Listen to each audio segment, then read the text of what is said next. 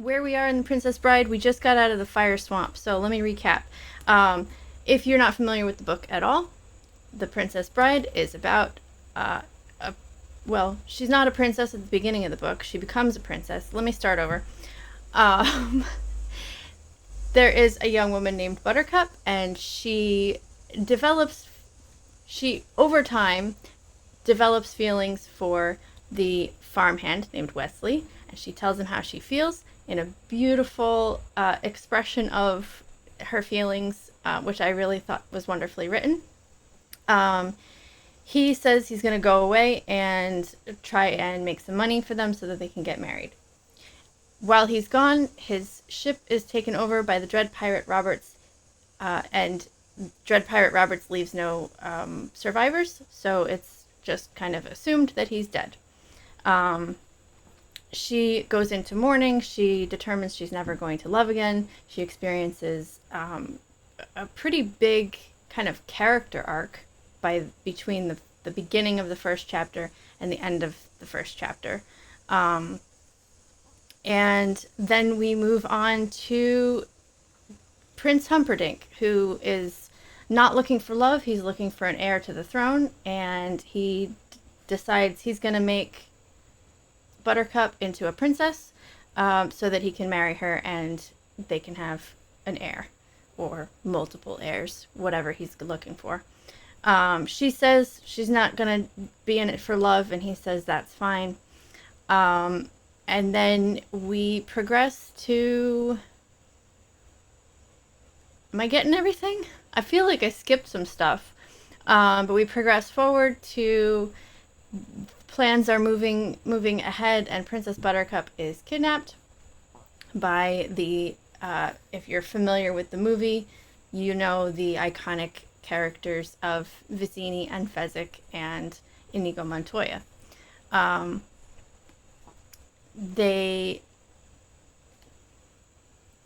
She jumps overboard. They get her back on board.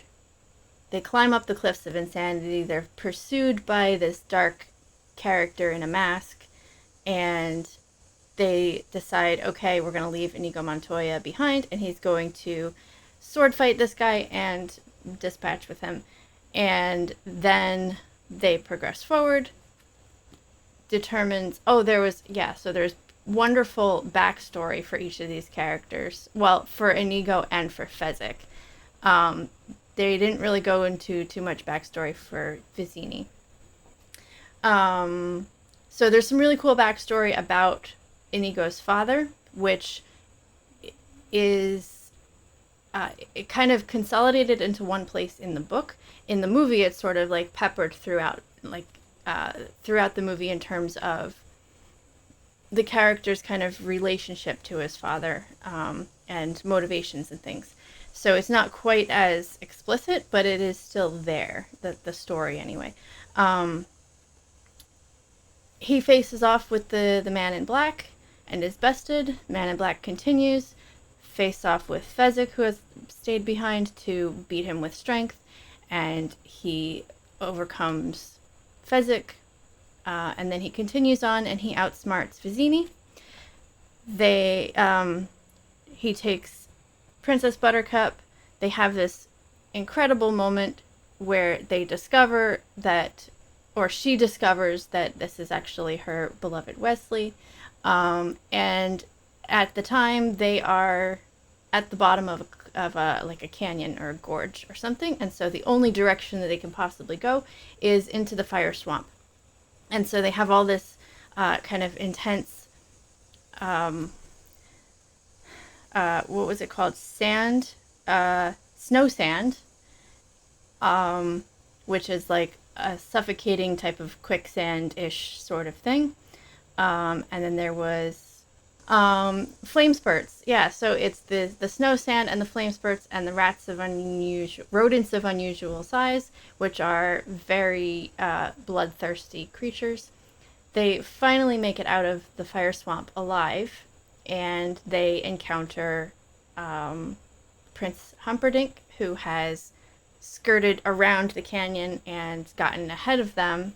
And in the very last page or so, Princess Buttercup says, promise me that he will be okay and I will come with you willingly. But it sounds very much like a betrayal. In the movie, she gives an explanation for why she says what she says, but in the book, that's not there.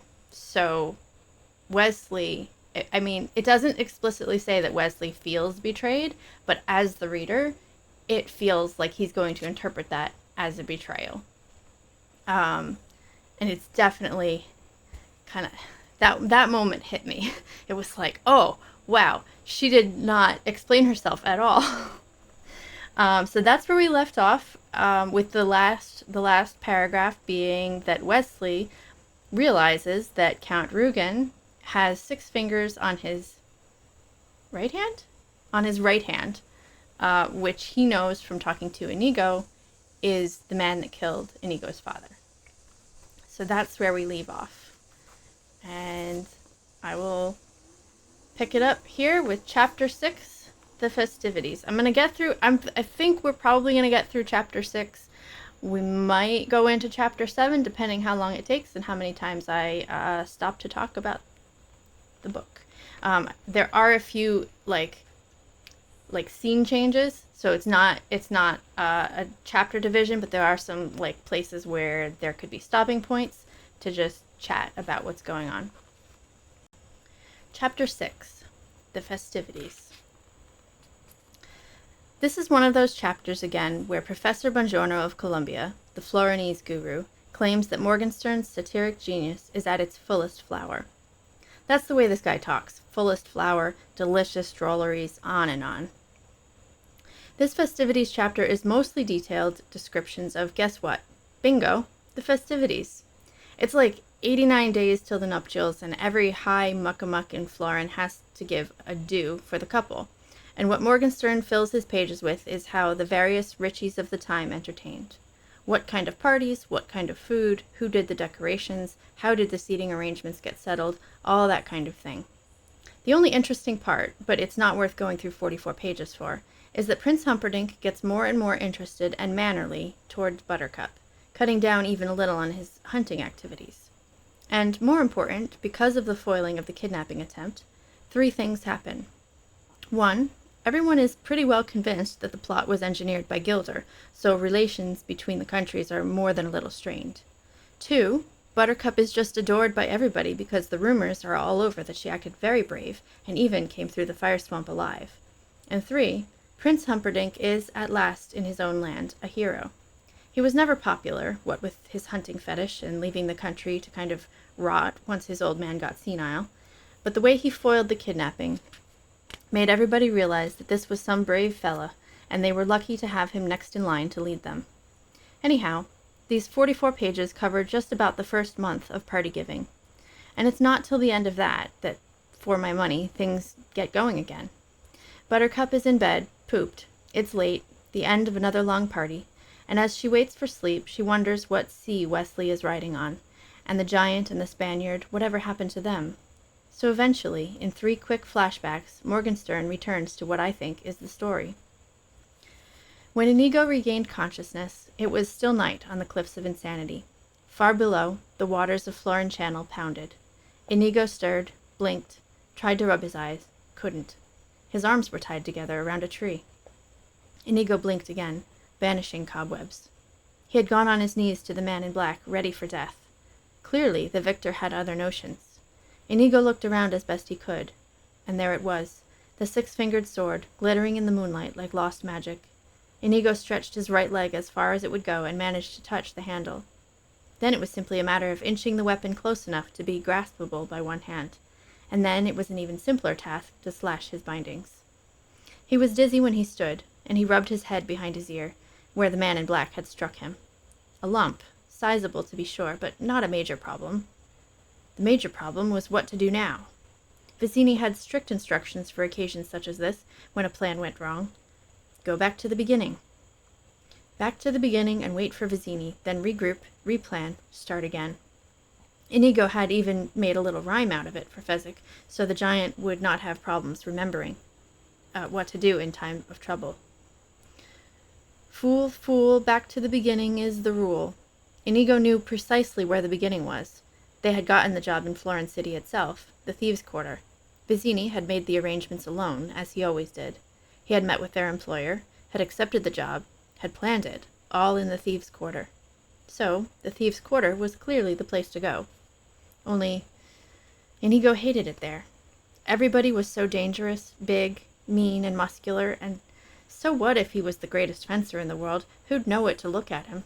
He looked like a skinny Spanish guy it might be fun to rob. You couldn't walk around with a sign saying, "Be careful, this is the greatest fencer since the death of the Wizard of Corsica. Do not burgle." Besides, and here Inigo felt deep pain, he wasn't that great a fencer. Not anymore. He couldn't be. Hadn't he just been beaten? Once, true, he had been a Titan, but now. What happens here that you aren't going to read is the 6-page soliloquy from Inigo, which Morgenstern, through Inigo, reflects on the anguish of fleeting glory. The reason for the soliloquy here is that Morgenstern's previous book had gotten bombed by the critics and also hadn't sold beans. Aside, did you know that Robert Browning's first book of poems didn't sell 1 copy? True. Even his mother didn't buy it at her local bookstore. Have you ever heard anything more humiliating? How would you like to have been Browning, and it's your first book, and you have these secret hopes that now you'll be somebody, established, important, and you give it a week before you ask the publisher how things are going because you don't want to seem pushy or anything, and then maybe you drop by, and it was probably all very English and understated in those days, and you're Browning, and you chit-chat around a bit before you drop the biggie. "Oh, by the way, any notions yet on how my poems might be doing?"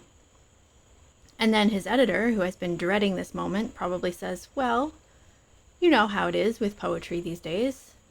Nothing's taking off like it used to. Requires a bit of time for the word to get around." And then finally somebody had to say it. "None, Bob. Sorry, Bob. No, we haven't yet had 1 authenticated sale. We thought for a bit that Hatchard's had a potential buyer down by Piccadilly, but it didn't quite work out. Sorry, Bob. Of course, we'll keep you posted in the event of a breakthrough." End of aside. Anyway, Inigo finishes his speech to the cliffs and spends the next few hours finding a fisherman who sails him back to Florence City. I'm not a published author yet, but I can kind of relate to that. Part of the reason that there were a lot of reasons I didn't finish my novel that I attempted writing when I was a teenager.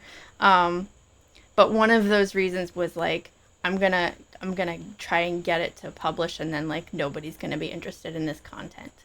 So there's definitely that like that fear of being like, I'm putting everything out there, and then no one wants to read it, or no one wants to like, pay attention to it. I think I have a little bit less of that fear now because I'm older and I think of it differently these days. But I think there's definitely something relatable about that. And I kind of feel like he's talking about Browning, but I wonder if he's like, if there's a little bit of self-reflection in that passage as well.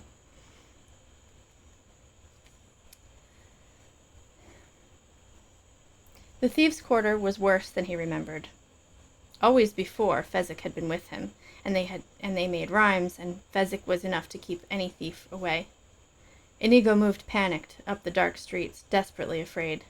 Why this giant fear? What was he afraid of? He sat on a filthy stoop and pondered. Around him there were cries in the night, and from the alehouses vulgar laughter.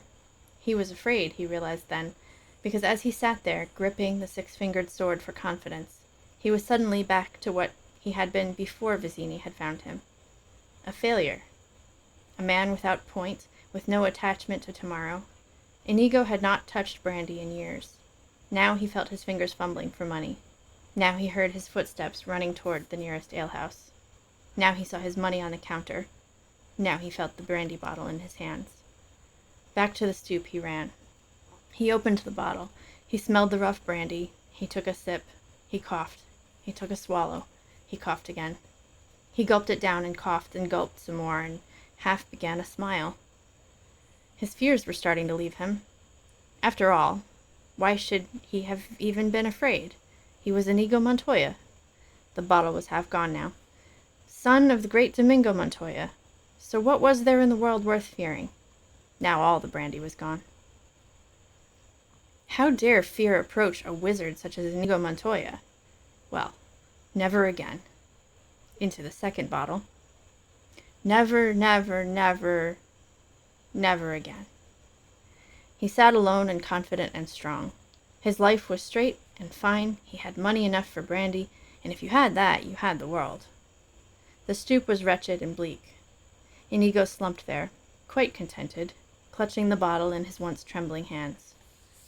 Existence was really very simple when you did what you were told, and nothing could be simpler or better than what he had in store. All he had to do was wait and drink until Vizzini came. Hi there. Thanks for joining our book club. If you'd like to join the conversation, I would love it if you would leave us a comment. And if you'd like to see more, check out the playlist.